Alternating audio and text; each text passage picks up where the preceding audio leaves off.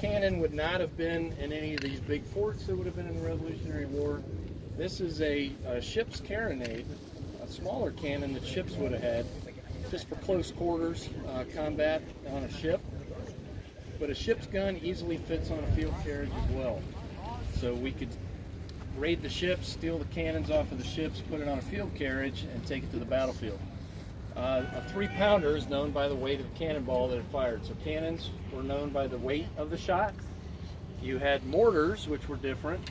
Those were inches, the size of the shell that they would fire. Cannons fired solid ball, so they didn't explode, despite what you see in movies back in the Revolutionary War. So solid 3-pound cast iron ball. There's a sabot fixed to this one. If the soldiers had time in camp to fix sabots, it's a dished out wooden bottom. When you load the cannonball in, it won't roll out with this sabot in there. That's one good reason to have sabots.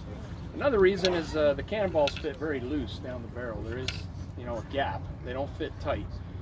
So when you fire the cannon, this wooden bottom expands and it fills that gap and actually increases the velocity and the range of the solid shot. And this 3-pounder with a full 8-ounce charge of gunpowder would fire this cannonball just shy of a mile at max range. Now, no energy at the end of that. It's just basically falling. Small gun used on the battlefield against enemy troops. So this would go quite a distance, but it's only one ball, and the chances of taking out a lot of the enemy are pretty small with one ball. So at longer ranges, we could fire this at the enemy to let them know we're there with cannon, aim short, skipping along the ground into the troops, take out a couple troops. So that's a 3-pounder cannonball, but since we are primarily designed to go after troops on the battlefield, this was our favorite round. It's called quilted grape shot. So you can see it's not one large ball, but upwards of 30 smaller balls inside of a bag with a wooden bottom and a wooden dowel in the middle. You basically stack those in there, you quilt it up, and I think everybody can understand why it was called grape shot, because it just looks like a bunch of grapes. So instead of one big ball now, you load this down the cannon and this turns it into a big shotgun. These will spread out 30 to 40 yards at out to 300 yards or so. They do spread out pretty good. We've live fired this cannon. We could confirm that they do spread out pretty quickly. So this is not a very long range round. Musket fire was generally 100, 150 yards. So we can easily be outside of musket range and fire the grape shot. There's another round that we don't have made up, but it's just a canister round. It's just a tin can, closed at both ends, and you could fill it with whatever you wanted, rocks, glass, nails, anything in that can. When you fire it, the can's gonna come apart and all that stuff's gonna spread out as well. That would be a lot closer round than the grape shot. The way we load and fire the cannon, we ideally have a crew of 5, and then a gun commander makes 6. So we have 2 on the front with the implements I'll talk about, and then there's 2 positions behind the wheels, and then another position back here at this box, which is where we keep all of our powder. So the gunpowder stays far away from the flames and the gun. That position, that person is called the powder monkey, and they just run the powder up back and forth, back and forth. The side lockers would contain all the rounds that we would use. The gun commander's job is to make sure the gun is pointed properly, how much gunpowder is going to be used based on the range, and what we're going to fire. So the 2 positions in the front, the process of loading and firing a cannon is after it's fired or before it's fired, you want to verify that there's nothing down the barrel, no remaining powder bag, wadding, anything that we would use. So we take this little corkscrew, it's called a worm, so we're going to worm out any residue that's in the barrel. The command is advanced worm, search piece. They'll put it down the barrel, spin that around, a little corkscrew will grab any remaining stuff in the barrel. They will be done. The next command in the front right is advanced sponge. We're going to take a wet sponge next to further verify that all the sparks are extinguished before we load more gunpowder. After the advanced sponge, you can see that this my gunner here has put his finger over the touch hole at the back of the cannon. The person on the back right is called the pick and prime position. they're going to cover that vent hole, so when the wet sponge goes down the barrel and then they pull it out, you'll hear this. Go ahead and sponge piece. You hear that nice thump. So it's like creating a vacuum in there with that touch hole covered. If we have the touch hole open, pushing that sponge down would just fan the flames, if you will. So our idea is to extinguish the sparks in the flame. Next command, he spins that implement around to the rammer side.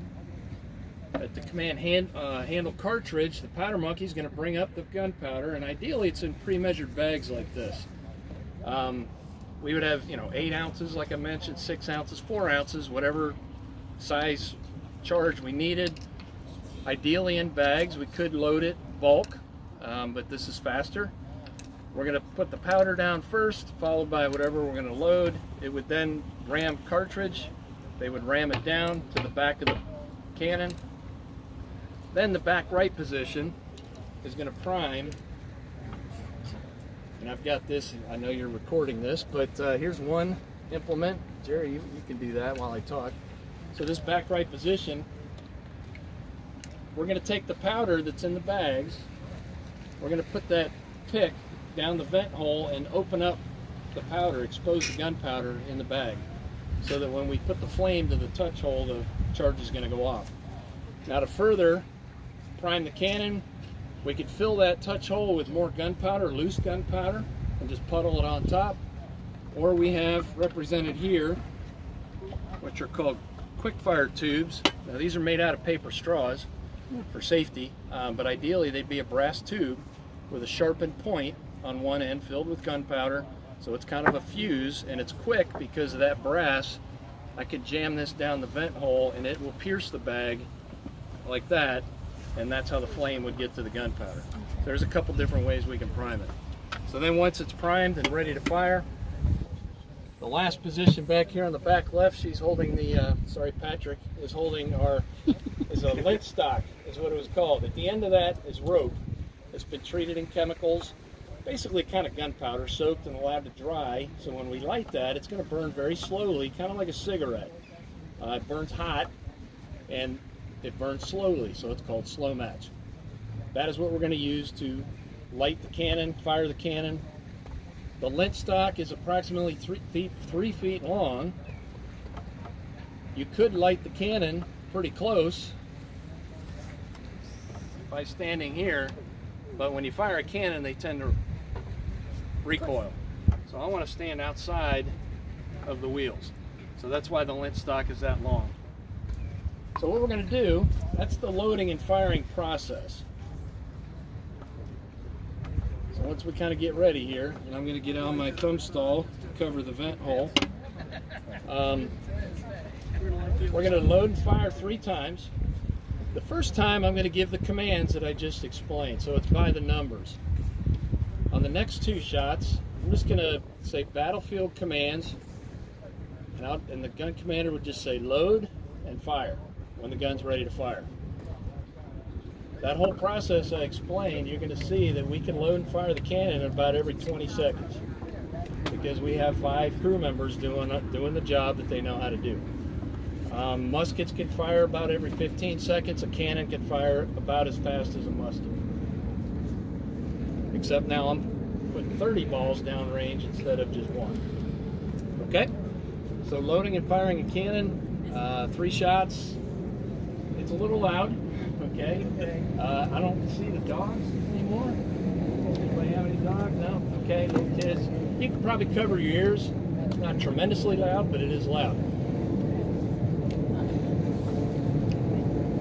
Alright, Kingsbury, take care. Advance worm. Search a piece. Advance sponge. Change vent. Sponge piece. Handle cartridge. Charge piece. Ram cartridge. Prime.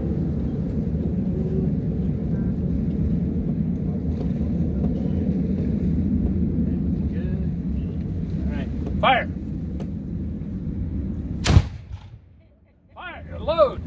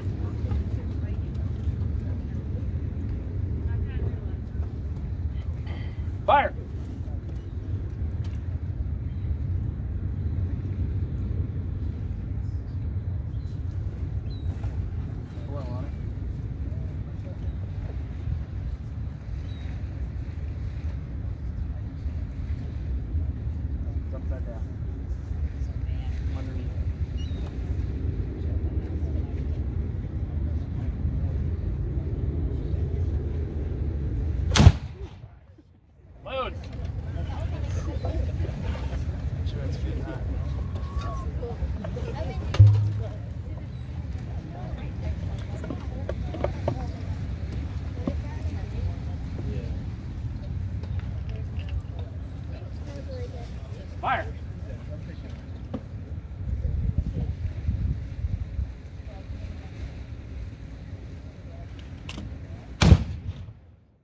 Advance work. Search piece. Fireworks.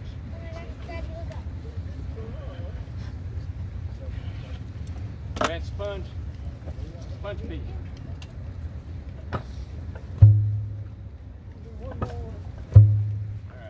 As yours.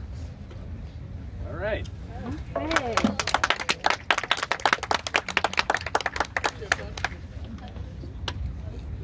So if you have any questions, feel free to come up. You can get close, get your hands on the rounds, ask us any questions. Just don't touch the table. How do you determine range distance? That was part of the gun crew. A good gun crew would know how their cannon shot. Experience is a lot of it. There are formulas that cannoneers would have to know. That's not basic math. It's actually kind of like almost geometry, trigonometry kind of stuff. And there are no tables based on this much powder and this weight of the shot. It should go this far. If you had time to reposition and do a couple test firings. The azimuth, you can see the wedge that's under there. That would adjust the elevation. That's an old school way to adjust the elevation just by pushing the wedge in. Good way to get arrested. This would reduce, that wedge. It's called a coin. And they tended to not stay in place. When the cannon would recoil, the coins would fly out, and you'd have to reposition it every time. The later guns would have a screw elevating mechanism. It was a lot more accurate. Literally, people pointed for the azimuth. Cannon crews were more, I wouldn't say smarter, but they needed to understand all that kind of mathematics and stuff. So they got paid more. There was a lot more work and making rounds, and more technical position. Yeah, the commanders would get the uniform, and if you were part of the Continental Army, you'd receive your uniform as well.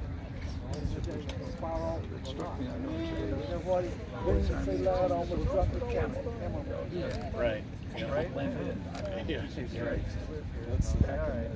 It was in your face. Yeah, it was in, look at us. Look at how intimidating we are. Plus, the colors indicated what units as well. There were green coats, there were brown coats, there were, all kinds of different colors.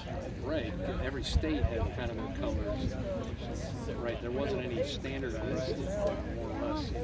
Tarleton's famous dragoons wore the green jackets. Queen's Rangers green. So there were all kinds of colors.